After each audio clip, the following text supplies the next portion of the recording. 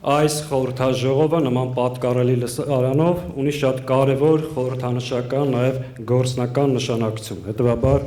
մեկ անգամ ևս շնորհակալություն կազմակերպիչներին։ Սիրելի ներկաներ, հայ ժողովուրդը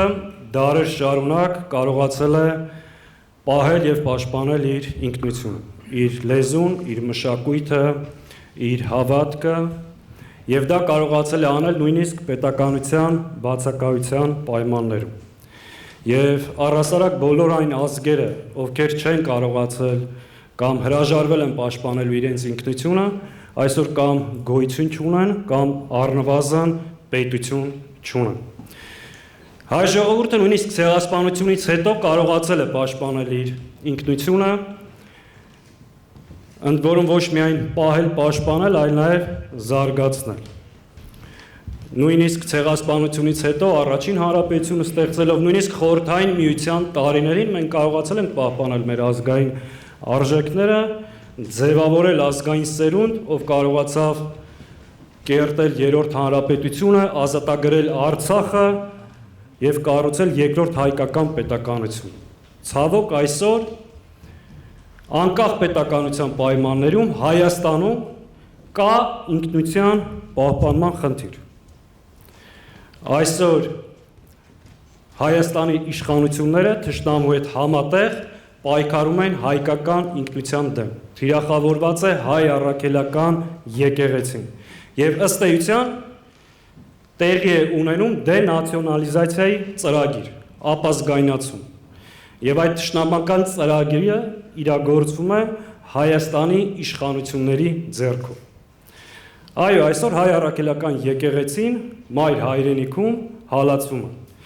Եվ այն, որ փորձում են ներկայացնել, որ սա վեհափառի կամ 1-2 հոգևորականների դեմ պայքար է, ոչ, սա ուղիղ խորքային պայքար է ազգային ինստիտուտի, հայկական ինքնության, կուզեք իմանալ հայկական պետականության հիմքերի դեմ։ Այն, որ ասում են, եկեղեցին խառնվում է քաղաքականությանը,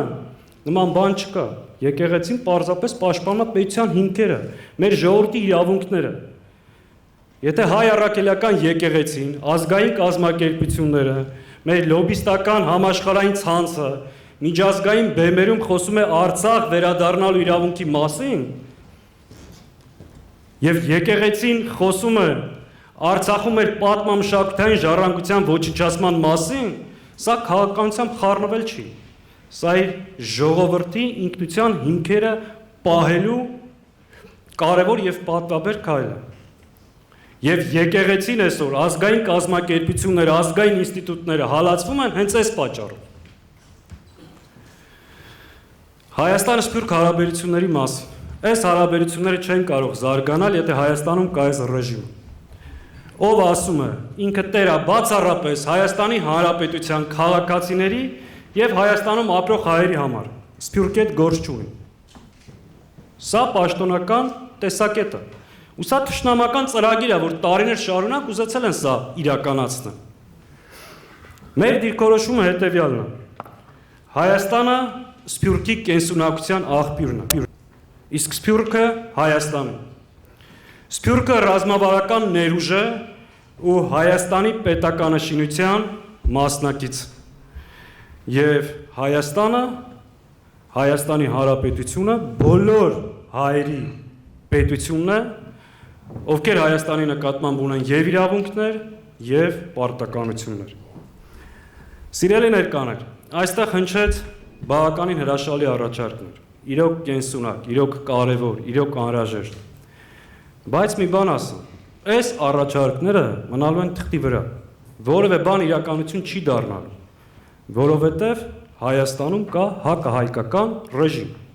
Եվ եթե այդ ռեժիմի հարցը չենք լուծում, մեր բոլոր նախաձեռնությունները հոդս են ցնդել։ Ավելի ուղիղ ասեմ, մենք 5, 6, 7 տարի առաջ, երբ որ հավաքվում էինք, խոսում ենք Արցախը վերաբնակեցնելու մասին, համահայկական ռազմավարական նշանակություն ունեցող նախագծերի մասին, Արցախի անկախության ճանաչման, ցեղասպանության սատարման։ Այսօր խոսում ենք մեր սեփական հայրենիքում մեր ինքնությունը պաշտպանելու մասին։ Եվ եթե այս ռեժիմը մնա, հաջորդ անգամ հավաքվելու ենք, խոսենք պետականության փշուրները պահպանելու մասին։ Իսկ Հայաստանի եղած խնդրը դա մենակ Հայաստանցում ապրողների խնդրը չի։ Դա համահայկական ու համազգային խնդրեմ է, որին պետք է մասնակցեն բոլորը, ու դրա լուծումը պահանջում է համահայկական ջանքեր։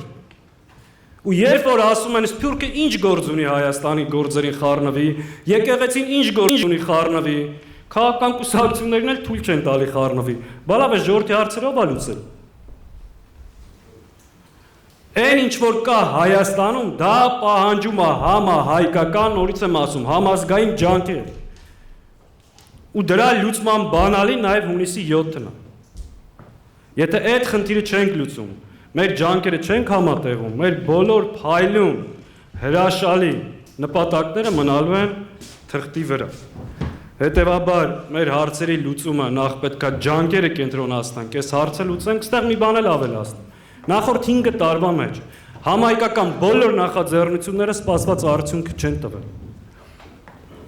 Գերիների վերադարձման խնդիր ունենք, հայ դատի գրասենյակները, դաշնակցությունը, աշխարհասփյուռ տարբեր կազմակերպություններ մեծ ջանք են գործադրում, որևէ արդյունք չկա, որտեղ պետությունը դրա դեմ աշխատում։ Արցախահայերի վերադարձի իրավունքը պայքարում են գիշեր ցերեկ միջազգային օրակարգ վերադարձնելու համար։ Չկա արդյունք, որտեղ պետությունը դրա դեմ աշխատում։ Հետևաբար մեր բոլոր ջանքերը տեղ չեն հասնելու, այդ ջանքերը պետք է կենտրոնացնել հակահայ ռեժիմից ազատվելու համար։ Ու այն իշխանությունը, ով զիջել է Արցախը, ում գործունեության արդյունքում Ադրբեջանը գտնում է Հայաստանի ինքնիշխան տարածքում, ով պարտության, նվաստացման, արժանապատվությունը ոչնչացնելու խորհրդանիշ է, այո, դրանից պետք է ազատվել ու պետք է հավատալ է դրան։ Պետք է հավատալ, որ այո, հունիսի 7-ի ընտրությունը հնարավորություն է։ Հավատանք մեր ուժին, մեկտեղենք մեր ջանքերը, այս խնդիրը լուծենք ու դրանից հետո վստահ եղեք, կտրելու ենք այս զիջումների շղթան, բեկում մտցնենք ու էլի վերադառնանք ռազմավարական մեծ ծրագրին ու ստիպված չլինենք խոսելու մեր ինքնության պահպանման մասին։ Մենք հավատում ենք, որ դա հնարավոր է անել, ու ընդհանրապես կոչ ենք անում, որ դա անենք միասնական եւ ամբողջական ջանքերով։ Շնորհակալ եմ։